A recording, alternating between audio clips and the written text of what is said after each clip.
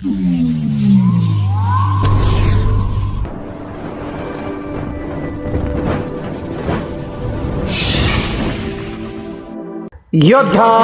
News Marathi. राजगुरुनगरमध्ये Eid ul Fitr उत्साहात साजरी. हिंदू मुस्लिम ऐक्याचं दर्शन. राजगुरुनगर शहरामध्ये आज ईद उल फित्रचा सण अत्यंत उत्साहात आणि आनंदाच्या वातावरणात साजरा करण्यात आला.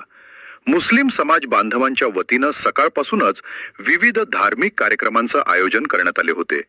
स्थानिक मशीद आणि दर्गा परिसरात समाज बांधवांनी एकत्र येत नमाज पठण केले आणि देशात शांतता व समृद्धी नांदो अशी प्रार्थना केली.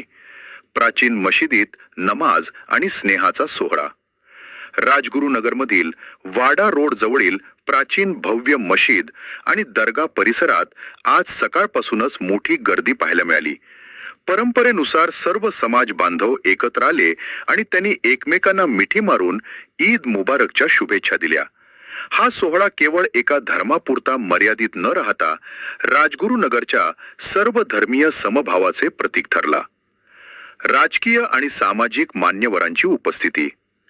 नगरसेवक फैज मोमीन यांच्या विशेष आग्रहास्तव या कार्यक्रमाला राजगुरुनगर नगर परिषदेचे नगराध्यक्ष मंगेश दादा गुंडाळ आणि उपनगराध्यक्ष मनोहर सांडभोर यांनी उपस्थिती लावून मुस्लिम बांधवांना शुभेच्छा दिल्या.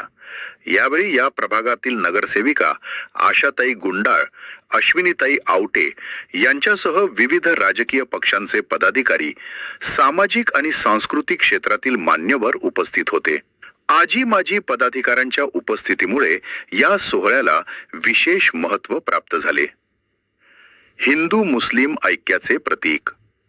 राजगुरुनगरची ही ईद खऱ्या अर्थानं हिंदू मुस्लिम एकीचे प्रतीक ठरली. हिंदू समाज बांधवांनी देखील मोठ्या उत्साहानं या सोहळ्यात सहभाग घेतला.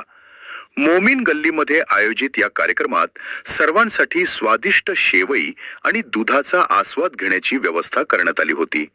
सकाळपासून सुरू झालेला हा आनंदाचा सोहळा सायंकाळी 6 वाजेपर्यंत उत्साहात सुरू होता. हा सण केवळ धार्मिक उत्सव नसून तो आपुलकी, स्नेह आणि जिव्हाळ्याचे प्रतीक आहे. राजगुरुनगरची संस्कृती नेहमीच सर्वांना सोबत घेऊन चालणारी राहिली आहे, अशा भावना यावेळी उपस्थित मान्यवरांनी व्यक्त केल्या.